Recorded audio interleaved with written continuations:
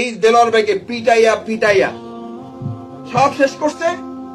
এরপরে আরেকজন লোকে কয় যে যা পিটাইছেন লোকটা কিন্তু ভালো, লোকটা কিন্তু ভালো। আমাদেরকে পিটাই হুইল চেয়ারে বসায় রাখছে। ওখানে অন্তত 50 জন আসামির মধ্য থেকে যে নতুন দায়িত্বে আসছে আইসে বলতো যে ডক্টর শফিকুল ইসলাম মাহফুজ স্যারকে একটু হাত জাগান। আমি বললাম পিঠে শোয়াইয়া হুইল চেয়ারে বসায় রাখছেন, স্যার ডাকেন। ঘটনা কয় উপর থেকে নির্দেশ আছে আপনার যেন কোনো অসম্মান না হয়। আমি বললাম এটা তো আর একটা অত্যাচার।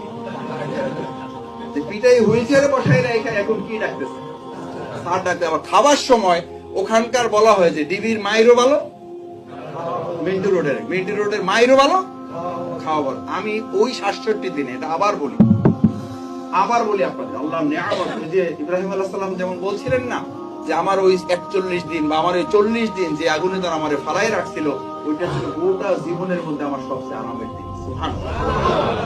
আপনাদের কাছে হয়তো আমাদের রিমান্ডের চিত্র কষ্ট পেয়েছেন, আমরাও যে একবারে কষ্ট পাই না তারা, কিন্তু সব দিক বিবেচনা করলে আমাকে যদি জিজ্ঞেস করা হয়, দেলোয়ার ভাইকে জিজ্ঞেস করেন, উনি কালকে না পরশু একটা আলোচনায় বলেছেন আমাদের যে ওই 67 দিন রিমান্ডের আমার জীবনের সবচেয়ে সম্মান, মর্যাদা, আনন্দের এবং তৃপ্তির দিন ছিল। কারণ ওখানে লোকেরা বলতো যে মাসুদ ভাই আপনারা কারা, আপনি কে, আপনি তো এখানে খাবার একদিনও খান। আমি 67 দিনের 3 বেলার 1 বেলার খাবার আমি ওখানকার খাবার খাই নাই কোনো না কোনো ভাবে। পুলিশ জিজ্ঞেস করতো যে ভাই আপনাদের খাবার কোত্থেকে আসে। আমি বললাম এটা তো আপনারা না জানতে। কয় স্যার আমরাও জানি না, আমাদেরকে এক জায়গা থেকে দেওয়া হয়, এটা আপনাদেরকে আমি দিতে বাধ্য, আমার কিছু করার নেই। কোনোদিন নান রুটি, কোনোদিন স্যুপ, কোনোদিন গ্রিল, কোনোদিন বিরিয়ানি, কোনোদিন কাবাব, এইসব নিয়ে হাজির। আমি বিশ্বাস করি এই কাজ যে বা যারা সংগ্রহ করুক বা যারা করেছেন সম্পাদন, এই কাজ মানুষের দ্বারা হয় না, এই কাজ কে করেছে?